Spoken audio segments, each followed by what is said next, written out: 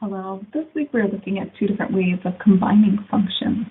And so the first one is to write the composition of functions from either notation or words. And so we're going to take a look at that through some examples and one example in this video. So when we talk about composition of functions, what we're really doing is we're creating a new formula based on substituting one formula into another. And so from words, it's a pretty natural process because we use the concept of substitution a lot in algebra. Let's take a look at this example from geometry and looking at the details of how composition works. So we are given our first formula here, which is the volume is the base times the height, and that uppercase B represents the area of the base, and the H is the height. Well, the area of the base of a cylinder is a circle, and so in order to find the area of the base, we have the area of a circle formula. So B is equal to pi r squared, where r is the radius of that base of the circle. So the first thing we're supposed to do is to find the volume of this cylinder. And so in order to find the volume, I need to know the answer of uppercase B. So I'm going to start out with B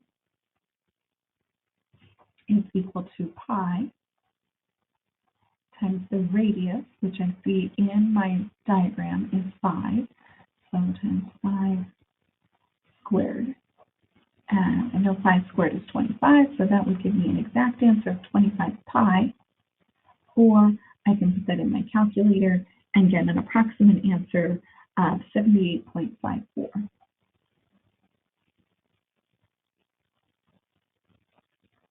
And that is centimeters squared. So that's uppercase B, and then I can put that into the volume formula.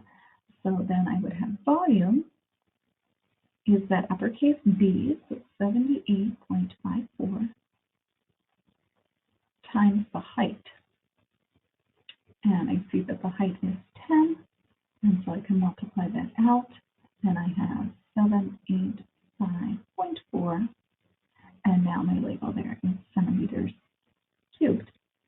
And so I've done the work to finding the volume of the cylinder as a two-step process. When we do the composition of functions, we create a single formula to do this as one step. And so it is by substitution.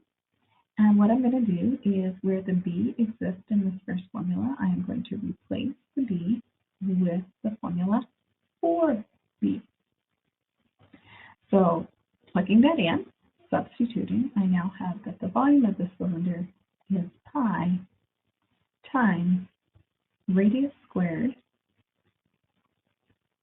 times height. I could also write that without the parentheses, so I can have pi radius squared each. And I can plug in the numbers that we had, and we can have pi times 5 squared times 10, and if I put this all on my calculator all at one time, I get to 785.4, and again there is some rounding there, and that is centimeters cubed, and so I get the exact same answer, but instead of doing one step, stopping, doing the next step, I get to do it all at once because I have one single formula, which is derived by the composition of functions.